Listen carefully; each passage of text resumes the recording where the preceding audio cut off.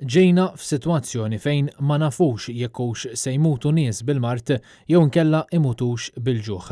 Dikjarazzjoni b'saħħitha ferm mit-tmexxija tal-MHRA waqt laqgħa li kellhom mal-kap tal-Partit Nazzjonalista Adrian Delija fejn spjegaw kif l-ekonomija kuljum nieżla aktar l-isfel u se jkollna sitwazzjoni ta' qatt kbir jekk ma niftħux l-ekonomija mill-aktar fis possibbli.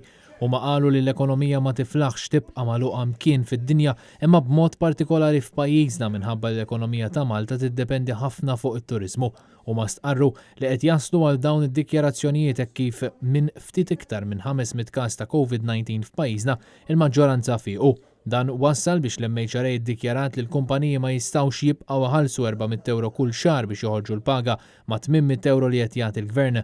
Dan fil-waqt li l-Gvern ma jistax jibqa' jħallas dawn it-800 għal żmien twil.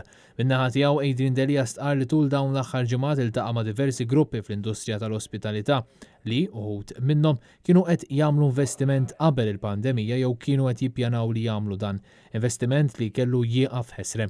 Il-kap tal-Partit Nazzjonalista semma kif l-enfasi fuq it-turiżmu qed issir ukoll fuq bażi Ewropea f'numru ta' summits li qed ikollhom mal-mexxejja fih dan il-Partit Popolari Ewropew.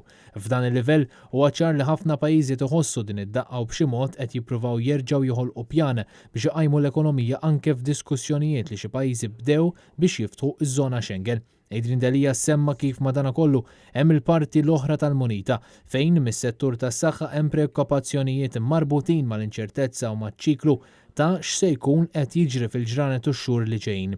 Anke għaliex vaċċin għall-coronavirus qatt m'hawnx. Jakkumpanjaw lil Adrian Delija għal din il-laqgħa kien hemm il-Viċi Kap tal-Partit Nazzjonalista Robert Arrigo flimkien mal-kelliem tal-Oppożizzjoni għall-Industrija tal-Catering, Divertiment u l-Protezzjoni tal-Konsumatur Herman Schiavone.